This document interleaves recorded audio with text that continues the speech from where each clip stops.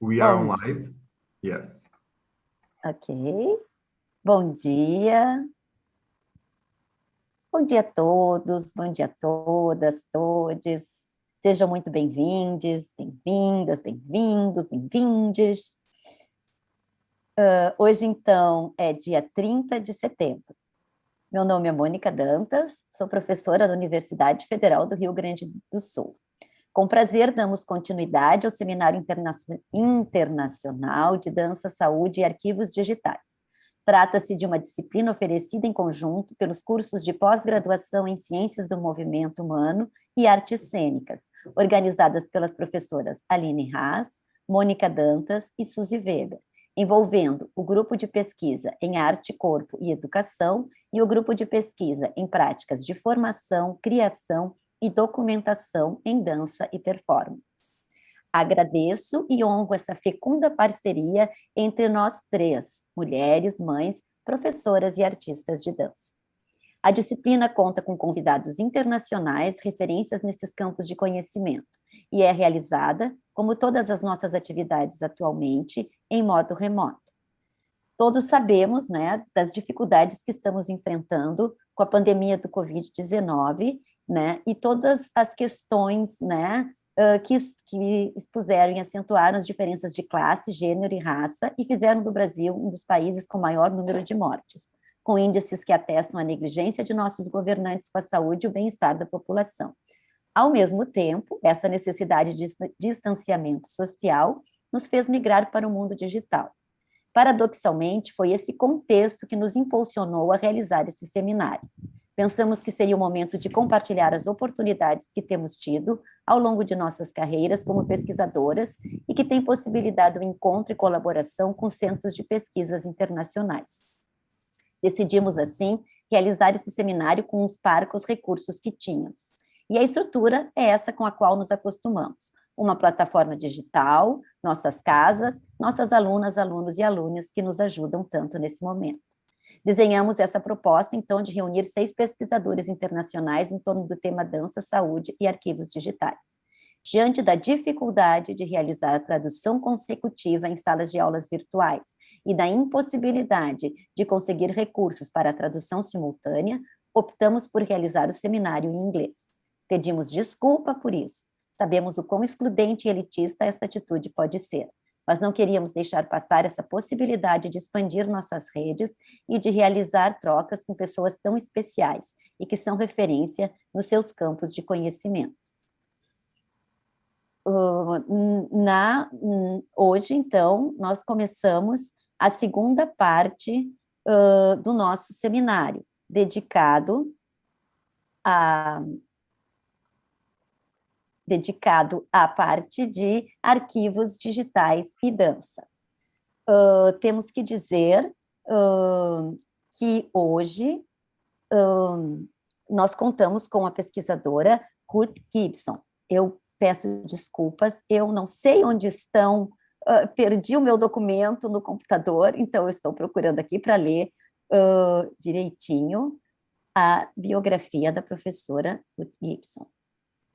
Ruth Gibson é artista e pesquisadora, trabalha em colaboração com Bruno Martelli, Gibson Martelli, é o nome da companhia, e é professora certificada em Skinner Releasing Technique.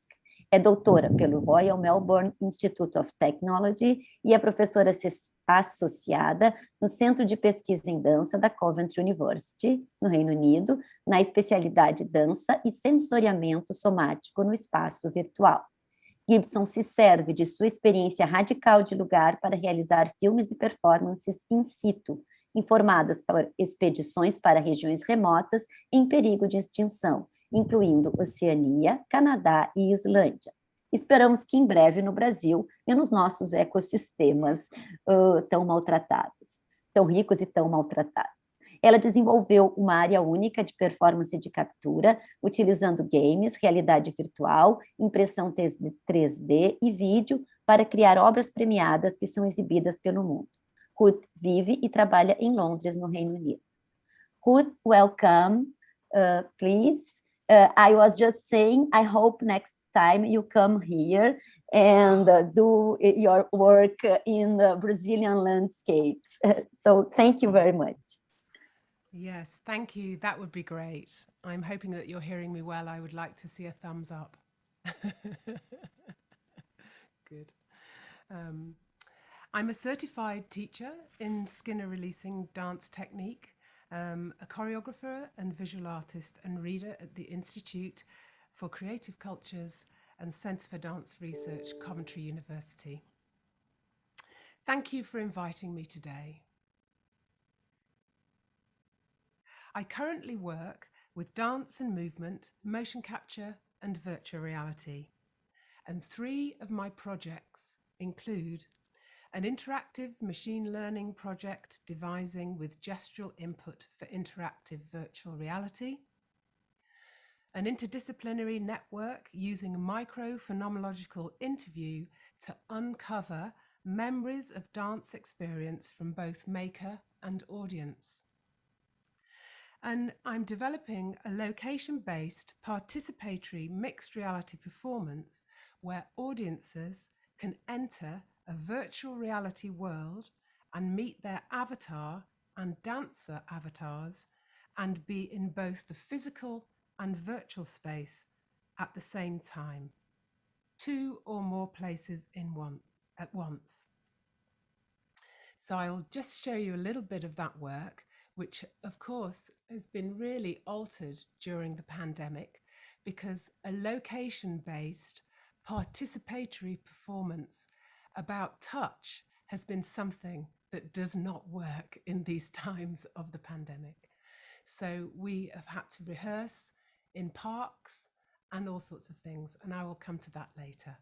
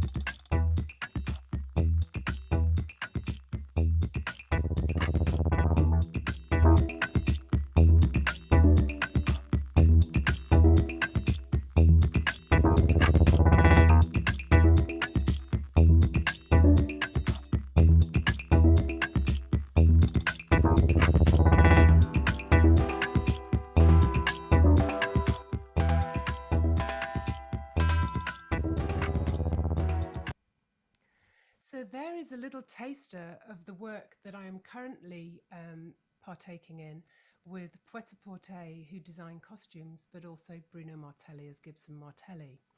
Now, the first part of my presentation today involves a little bit of watching, actually. And so that was a bit of the current work.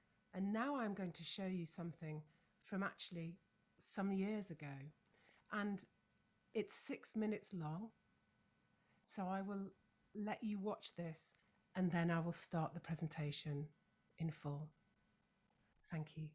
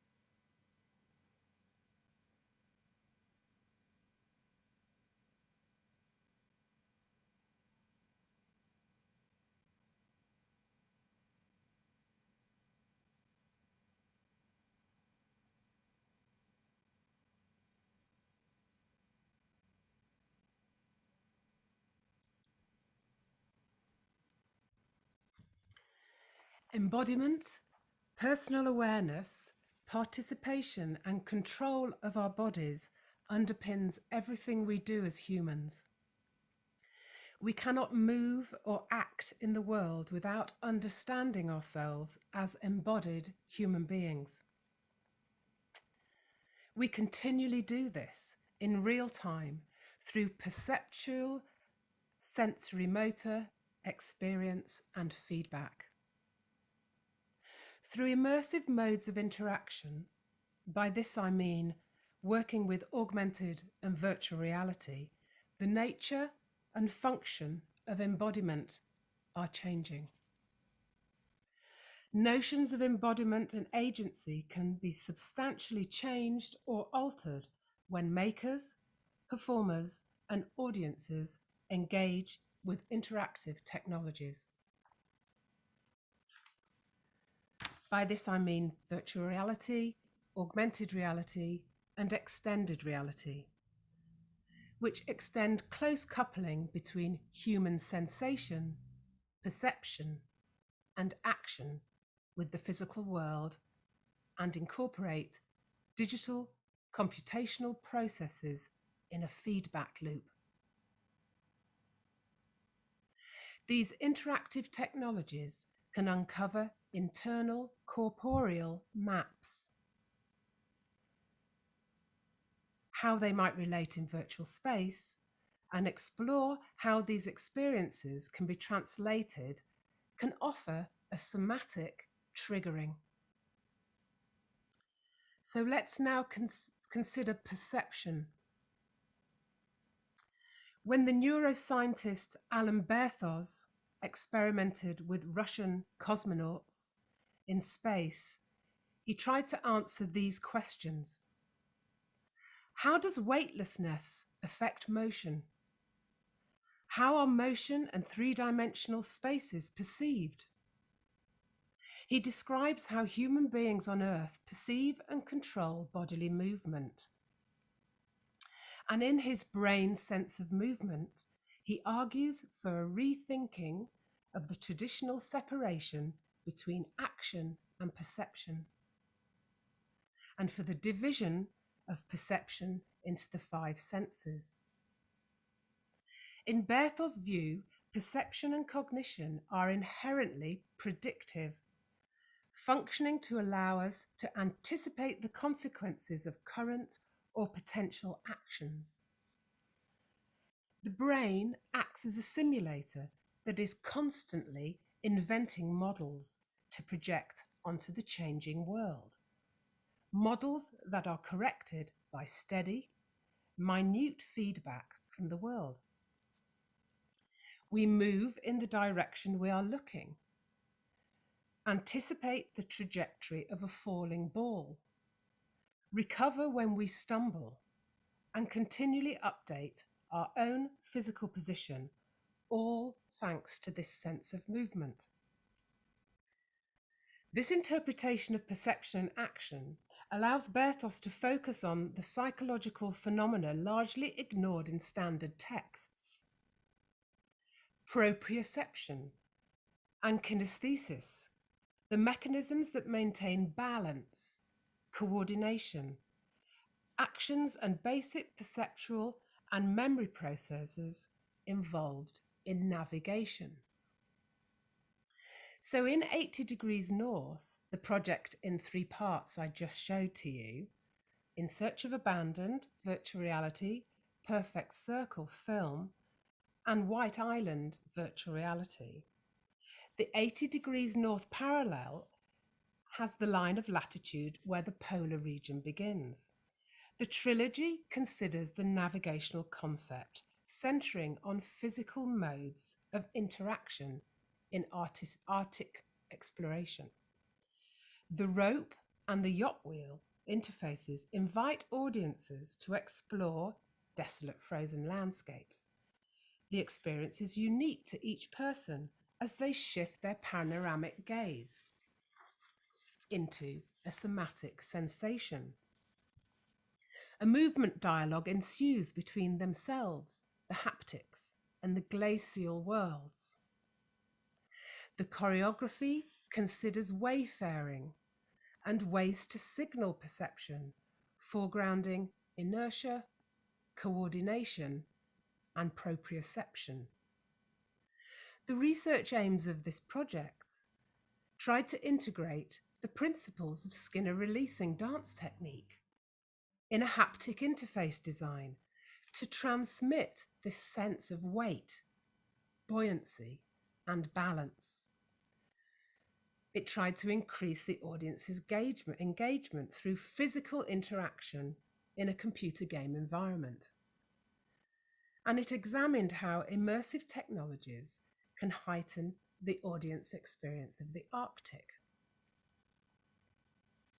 Utilizing typical computer game development paradigms, the research draws on neuroscientist Alan Berthor's notions of perception and action, go where you're looking, and philosopher Laurie McRobe's suspension and consciousness. Virtual reality gives depth perception and embodied response as audiences can be immersed in, observe, and traverse the Arctic from a first-person perspective.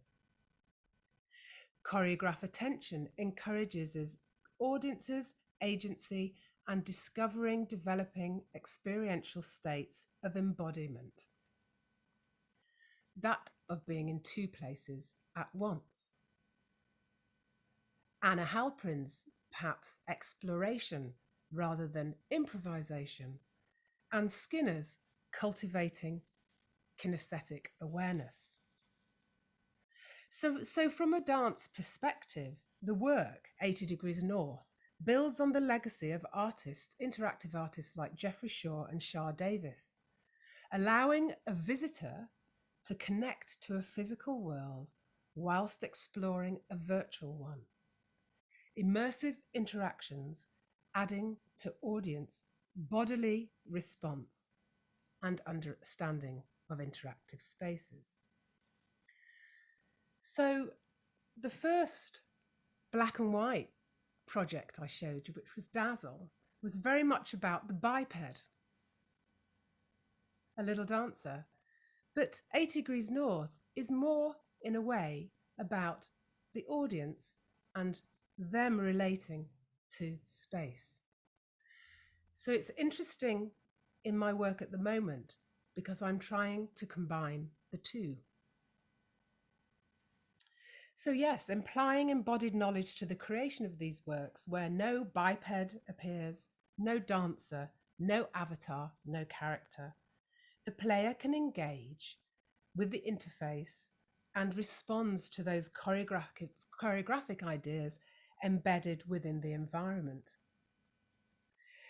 We are continually reminded of our own body as we enter the world, assembling, disassembling, reassembling our bodies both here and there simultaneously. We are reminded of our psychophysical self and perhaps re-embodied in the game space. The choreographic practice inherent in these works is not the figure, but perhaps the space, which prompts the viewer's somatic experience of it. The quality of these sensorial navigations have no fixity. They're uneasy, allow for vulnerability, instability, uncertain, exposure, carefulness, trepidation, and perhaps first-time experiences, perhaps a freshness or a wonderment. So let's return to embodiment and for a moment introduce imagination. Corporal intersubjectivity with AR and VR, we are unbalanced and unexpectedly transformed. In Gibson's No Relation Neuromancer, Stephen Whitaker's definition of a cybernaut is one who desires embodiment and disembodiment in the same instant. So, film and camera techniques modify, influence, and introduce ideas of embodiment. And the role of the body plays in shaping experience and the interplay between brain, body, and the world, uniting imaginary separation of the body and mind. This relates very much to my work with Skinner releasing technique and the significant part the imagination combined with improvisation can play in transformation. Images of Skinner releasing technique serve as a structure and metaphor for kinesthetic experiences. Suzanne Langer describes an image as a mental picture of something, a symbol, an embodiment. Writing on the paradoxical somatic experiences, we can look to Brian Masumi's Effective Politics. We undo our training in Skinner releasing technique to find openings to new somatic discoveries, perhaps tapping into the imagination. Masumi frames the concept of an emotional register to give scope and in undoing what is thought of as political. In inverted commas, maybe we can take a little practical, experimental, strategic measures to expand our emotional register or limber up our thinking. We can access more of our potential at each step and have more of it actually available. This resonates with physical or somatic practices. If we shift affective patterns, we can perhaps expand our somatic register. In a conversation with colleague in a conversation on Motion Bank with one of my colleagues, Scott de la Hunter, he expresses a wish for new models and theories as resources for studying movement. He states that numerous papers are still referencing Laban. One thing that is very noticeable if you read the papers that are coming out in the International Conference of Movement and Computing is that most referenced movement descriptions and systems that are attributed to Laban. He goes on to explain, I think our ability to look at choreographic work and dance, to analyse it and think about it, the space of the work exists, is no longer about the Cartesian coordinates of X, Y, Z, but the space of the imagination, the space of thinking.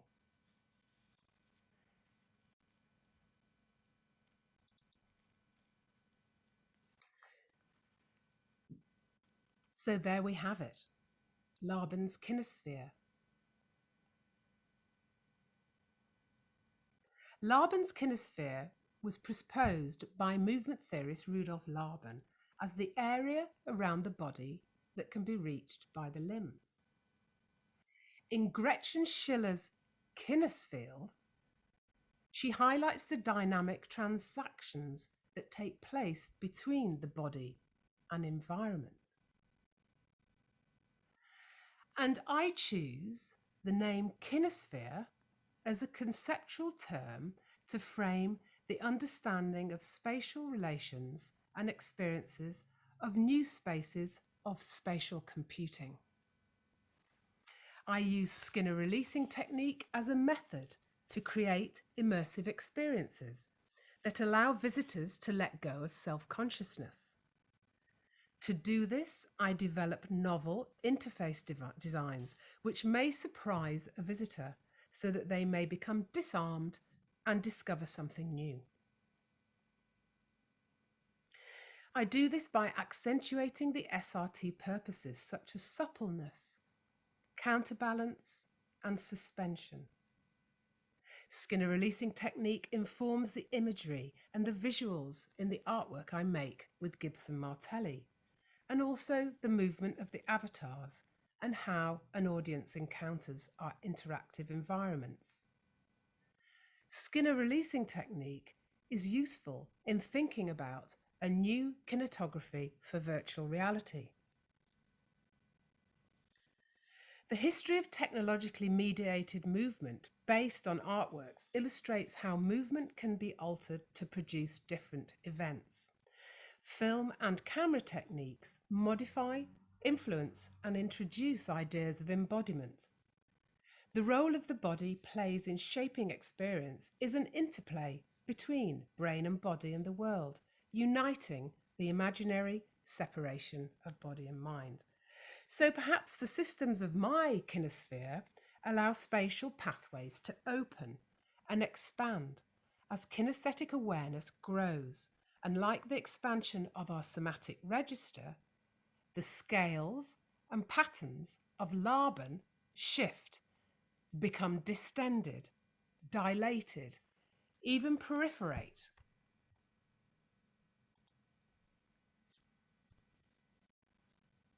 The 5 polyhedra of kinespheric scaffolding in Laban's choreoretics, space harmony are perhaps thrown into jeopardy. What represents regular somatic divisions of a 3-dimensional space, perhaps transfigured. We are now entering a phase where technological apparatus is creating a vast potential to disrupt, jiggle, and mess with the systems that are already in place.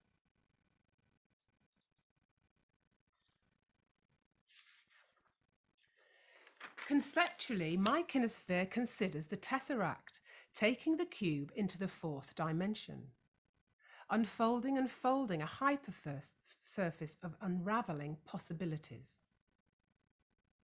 Laban's polyhedra are useful as a visual language for exploring dance, but perhaps in Gibson Martelli landscapes and avatars that are constructive of vectors, which are beneficial for computer graphics, the vertices and the motion capture studio are changed. Drawing and dancing in 3D space in VR and cave environments have led to a new choreographic thinking.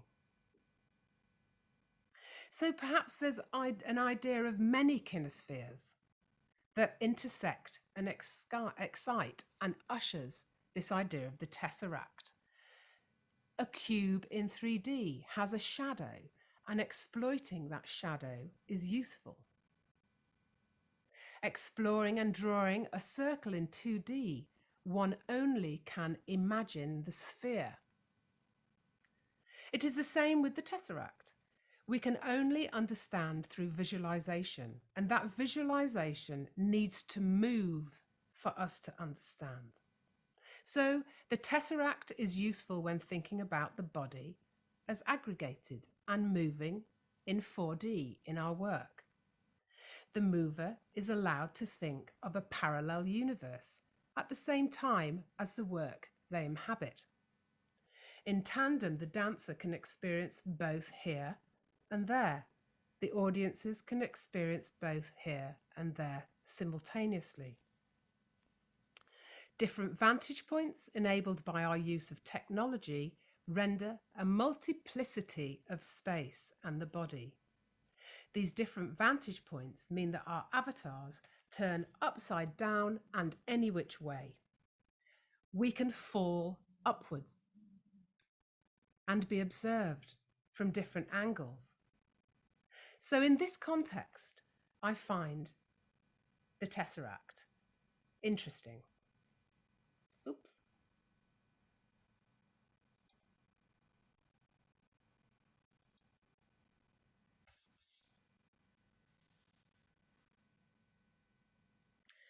Joan Skinner, the inventor of Skinner releasing techniques, I quote, "I like to think of energy not just inside the individual, me in my own little vacuum, that I have to manufacture energy, and then I have to store it, and then I have to use it, and then I have to replace it somehow. But I think about it more as having all channels open to the energy that is all around us." So working in the area of interactive installation has led me to lean towards Schiller's idea of the kinesfield, which considers the rapport between the outside of the body, echoing Skinner's notion of open channels. But I propose my kinesphere as a way of interrogating movement in VR, taking this a step further. The kinesphere of Laban is thought of as a sphere, yet when the dancer moves within this, their anatomical constraints, various patterns emerge. Laban's analogy of scaffolding is the space within the sphere and how it is constructed. This grid and network augments, perhaps, in Gibson Martelli work, and the traces and proportions extend beyond through devices. Our living architecture spreads and multiplies. The range is open, either supplanting the bubble of spheres and spheres around the body elsewhere, or creating endless bubbles everywhere. So now I'd like to show another piece of work, which is a clip from a work, Drawing Levels, where I decided to use the hand controllers of a virtual reality setup to actually make the marks in space. And I put the controllers on my feet rather than my hands. So I will just show you that now for a few minutes.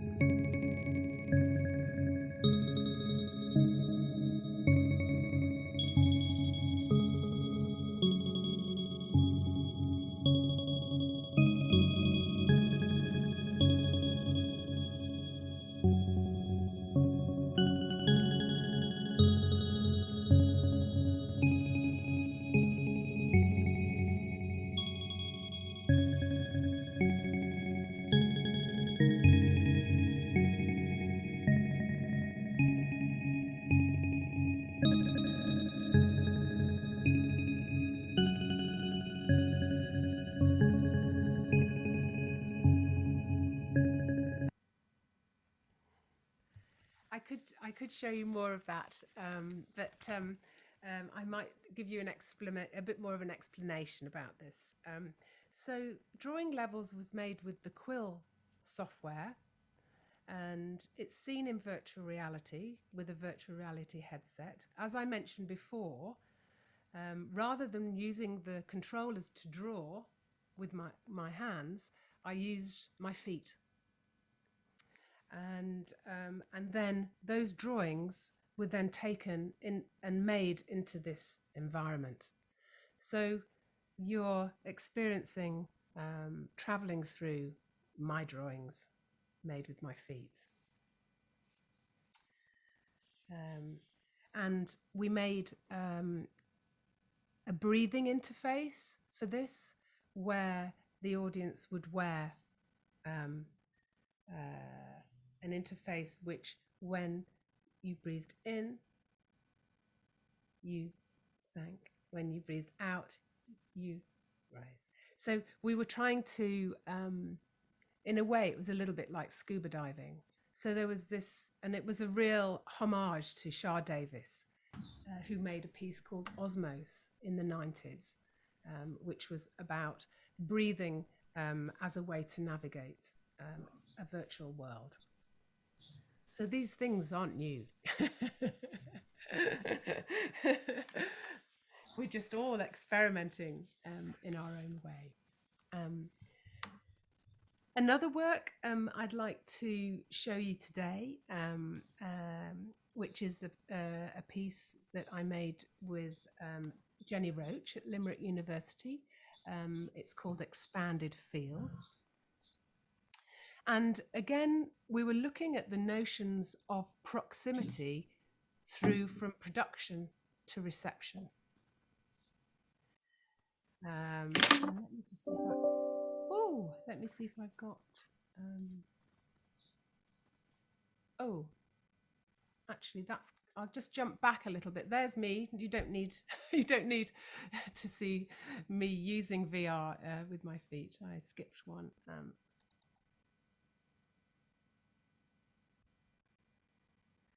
So this was projected in the gallery space, and we were looking again at proximity. And the installation invited the audiences to really share what it might feel like to dance, or what it might feel like to be inside a choreography, which is a little bit like drawing levels that you just saw walking through, but we wanted to see how close we could get the audience into that possibility. So we were reflecting the way each dancer perhaps materializes their dance fully, and how that might be co-located in imaginary spaces in the moment of a performance. So Expanded Fields tried to capture the traces of unseen moments through the chance to experience these moments in real time. And I have a little bit of a quote here from Jenny, which I'd like to read out. Behind this work lies a deep curiosity about how to convey the complexities of a dancing moment and to allow the feeling states and images that are experienced by dancers to be perceived by an audience. How do we create an encounter with a dance that makes us aware of our capacity to experience the world through all of our senses, and to transmit these sensations between each other when we share a performance experience? It's something intangible, intuitive yet familiar, our ability to connect with each other on a myriad of levels. So I'm going to just quickly transition. So that piece of work that you just saw that we named The Squash, we put in, we did this exhibition in a gallery space which had 3 different rooms. And the projection was in one room, 2 other films were in another. And then the room that you see now, there was also a performance that happened throughout the rooms. And there are 2 in the group where there are lots of people. There are 2 people with headsets on. Now, we used what's called the microphenomenological interview with the dancers. And this was very interesting to sort of get to the real meat of what they were imagining in the moment of the making. And then Bruno Martelli and myself motion captured the dancers and then took them into VR. So what the 2 the people with the 2 people with the headsets are looking at is this. I will just show you.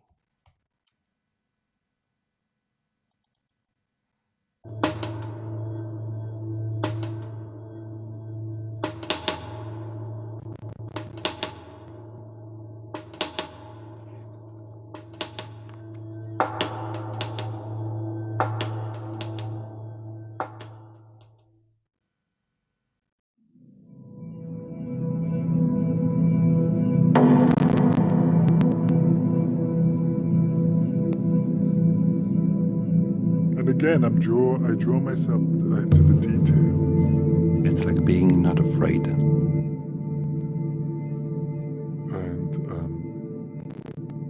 to be free.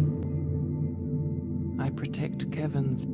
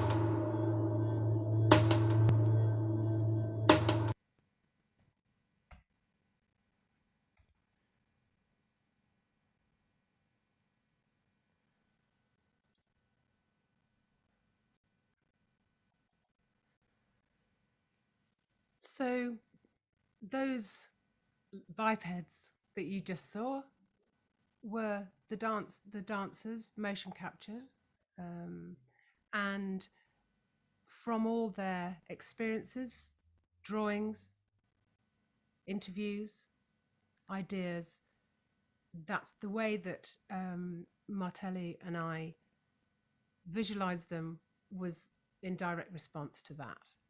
And to what, so in the studio space, they would work on certain movement material, and then they would try to articulate how they got to there, not just what it was, but how they got there, which is the microphenomenological interview, and to uncover these new ideas.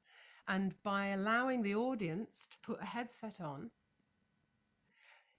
as they moved closer to the figures, the dancers, in the virtual world, they would reveal more or less.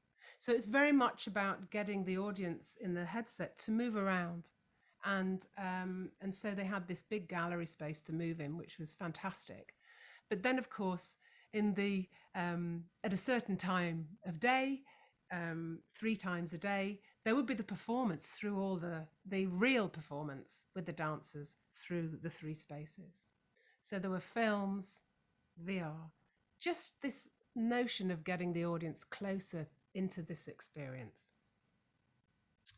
And I think I might have, and of course, we were supposed to do this performance as a part of Live Collision in Dublin, but because of the pandemic, we couldn't. So we actually made a Mozilla Hubs for it. So everyone could go into Mozilla Hubs, which is a platform, and I have a little image of that here.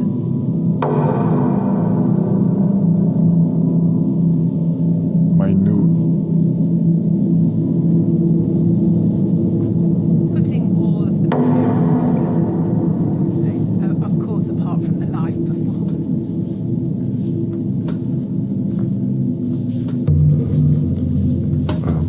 Crumbs or specks of detail. Another dimension. More complicity between us. Him, Henry, Kevin. Finesse. The weight.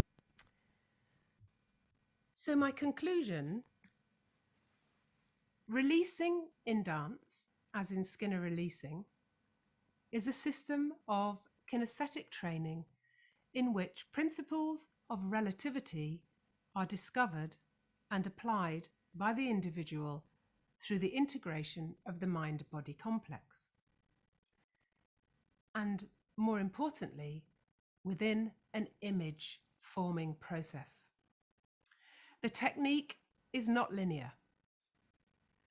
A does not lead to B, and B to C. Rather, it is web-like. Perhaps a fractal development of embodiment.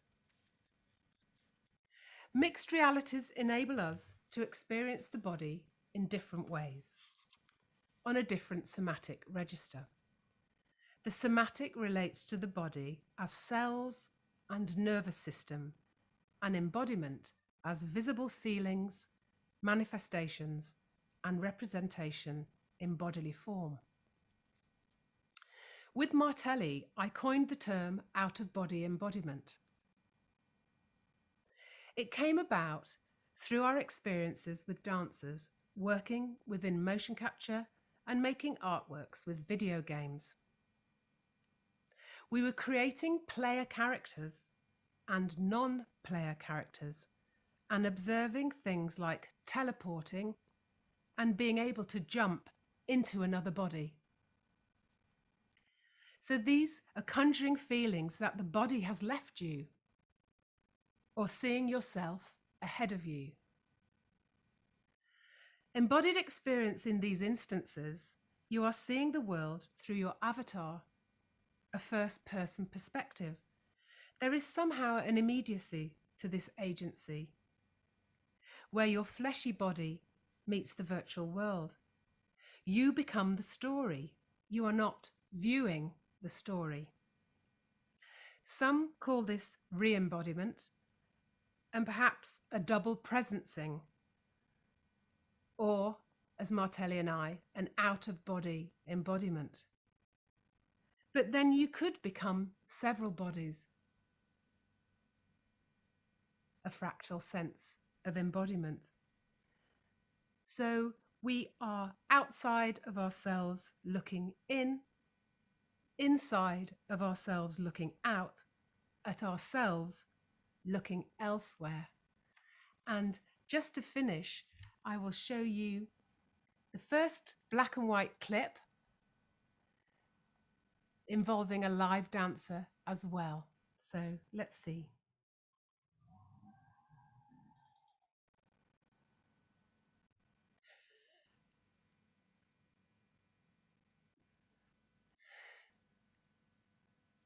Rather energetic.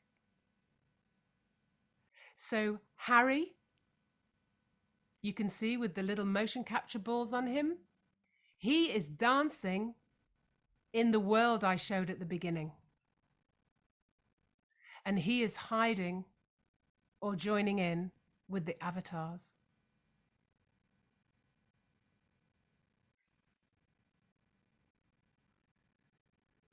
Sorry for the wonky camera work.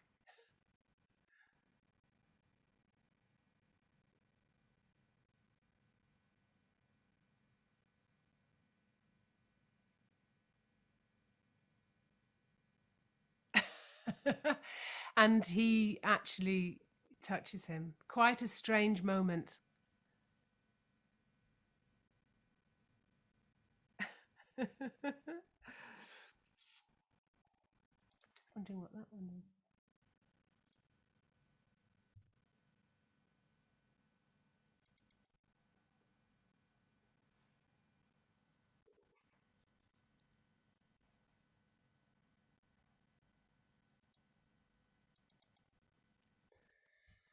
So thank you.